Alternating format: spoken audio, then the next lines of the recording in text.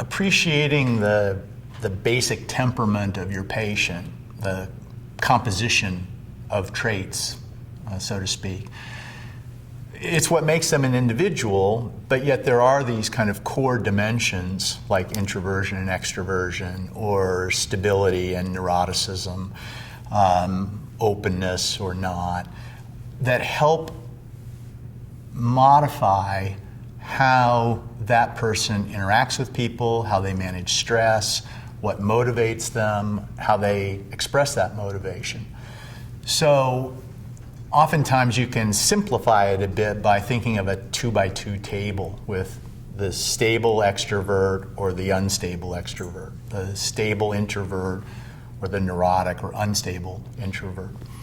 The element of neuroticism makes the management of that patient more unpredictable because they are more likely to have a response that is unexpected, either too extreme or not on point in some way.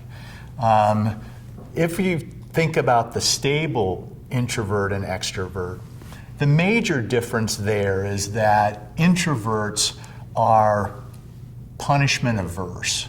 They do not want something to go badly. And they live in the past and the future. So they're planners, things stay with them, they have long-term goals, but the past affects that whole continuum. Extroverts are more in the moment, and they're more reward dependent. So they like doing things now. They like getting a reward for something that they've accomplished. And so now you can begin to see how if you have two patients, one of each type, your interaction with them is going to be a little different. You're going to have to make sure that the introvert has a lot of information, is aware of how things could go sideways, and you're going to have to be reassuring them that that's not going to be the outcome. The extrovert oftentimes doesn't necessarily want a whole bunch of information. They want to know what you're going to do and what they need to do, and they want to see an outcome. And if it's positive, they'll feel rewarded by that. And so there's a different dynamic.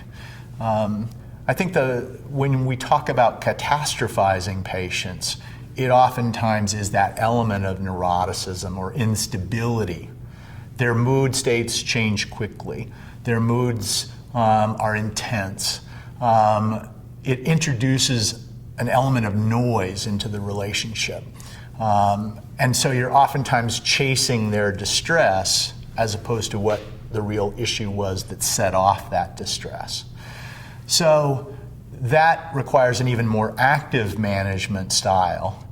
The introvert, again, focusing on reassurance and what their fears are, and the extrovert focusing on what are you doing and how are you getting ahead of yourself, and you've got to kind of come back and stay with me in the moment, and stay focused on the plan.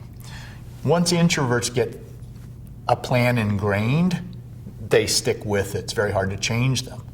Extroverts more likely to shift gears and jump around, and that adherence becomes an issue for some of them.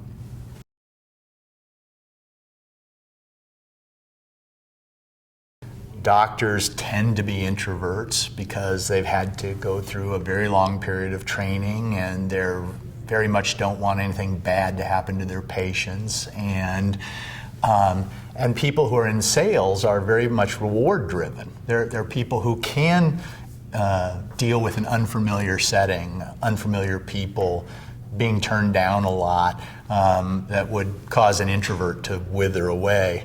And so now you've put the two disciplines together, and they're just inherent mismatches.